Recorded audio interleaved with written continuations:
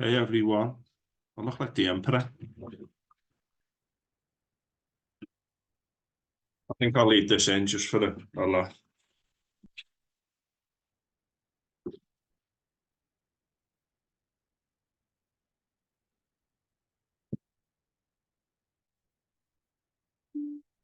Still look like, oh no, I don't look like the Emperor as much now.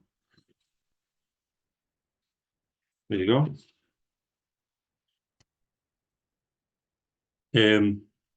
That was just a bit of a fun start. Apparently in China, when you go to the doctors, the first thing the doctor asks you if you're feeling down is when did you last laugh? So I know in India they do laughing yoga in places in the morning where people just force themselves to laugh. Because apparently if you force yourself to laugh or smile, that actually causes chemical change in your body. It makes you feel more positive. So when was the last time you laughed? Do you want to just laugh now out loud yourself? Or do you just want to do something like watch a funny film that makes you feel better? We know that when you have pets on cancer wards, it improves the survival rate, and feeling good improves your health, doesn't it? So why not? So allow happiness into your life more, which is a theme I've mentioned before. I want to talk today about a few things relating to the mindfulness and well-being course I did a few years ago. I've spoken about this before, but Laurie Sanchez does an online course which you can do for free over 10 weeks, I think, or there's 10 lessons. It's good. Check it out, Laurie Sanchez. She works at one of the big American universities, but she talks about the importance of certain things in life that make you happy. And again, I know I've mentioned this before, but you forget these things. The first one is investing in relationships with friends and family. Yeah, family can do your head in. Yeah, friends can do your head in. But it's those good times you spend with family and friends which are important. Doesn't mean that you haven't got boundaries, but those times that you spend with family and friends are important. So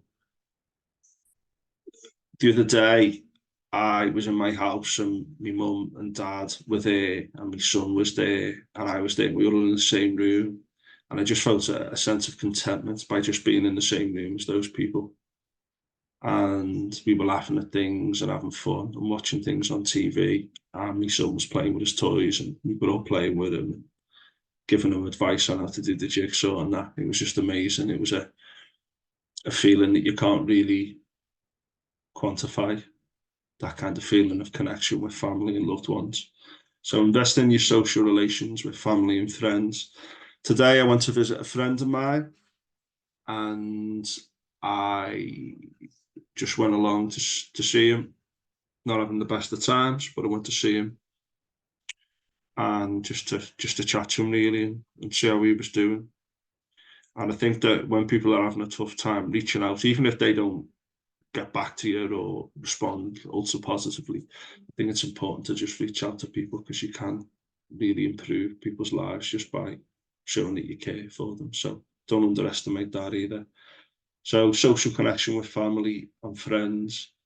A few weeks ago, I went out with some friends and we just had a right laugh. We were talking about the Stir Crazy film with Richard Pryor and Gene Wilder, which I think early 80s, late 70s. And there's a scene where they go into the prison and talking about things that make you laugh. We were laughing our heads off, remembering lines from that film. And then I watched it on YouTube and then sent it to them all. And just a great scene, the prison scene from Stir Crazy, STIR Crazy. Check it out if you haven't seen it and laugh. So find times for family and friends and relationships.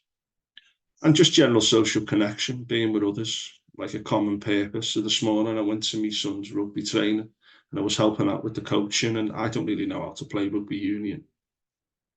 But I was helping out and it's good, helping other people and speaking to the other coaches and stuff. And gets me up on a Sunday morning, help my son get used to the game, and just to see people who you know and don't know and just spend time doing something fun that I get stuck in as well and do a bit of exercise while I'm there to tick another box.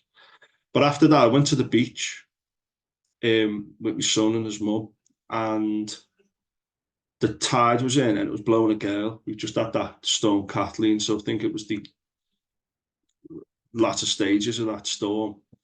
And every time the waves came in and lashed against the side, the fences, no one was on the actual path by the actual water because it was dangerous. So I was like stood about 5 meters back on this like lip that's raised, and I was getting sprayed, but I had like a waterproof top on and shorts. I was thinking, oh, it's quite nice, the refreshing feel of the water. Anyway, next thing, this huge wave hit and just utterly soaked me. And loads of people were in the cars, like just looking at the waves and started laughing. And my son was there and his mum was laughing. I just turned around and I was soaked. And it was freezing, the wind on this cold water. I had to come home earlier than I hoped. But I just felt alive, you know, when you just do something a bit mad. And Jimi Hendrix said craziness is like heaven. And I'm sure a few people are looking at me going, he's going a bit too close to the water there, he's going to get wet. And I thought, oh, a bit of spray isn't the end of the world. And then this big wave just soaked me to the bone. And I just felt alive. And I think it was that prompted me to go and visit my friend as well. And I think that's part of life too. And Laurie Sanchez mentions it, as well as our relationships with family and friends. It's being out in nature and new experiences. I don't think I've ever been splashed by a wave at the beach before like that. And it was like, whoa, I just felt alive, you know, the sensation of the cold or whatever. It was kind of cool. And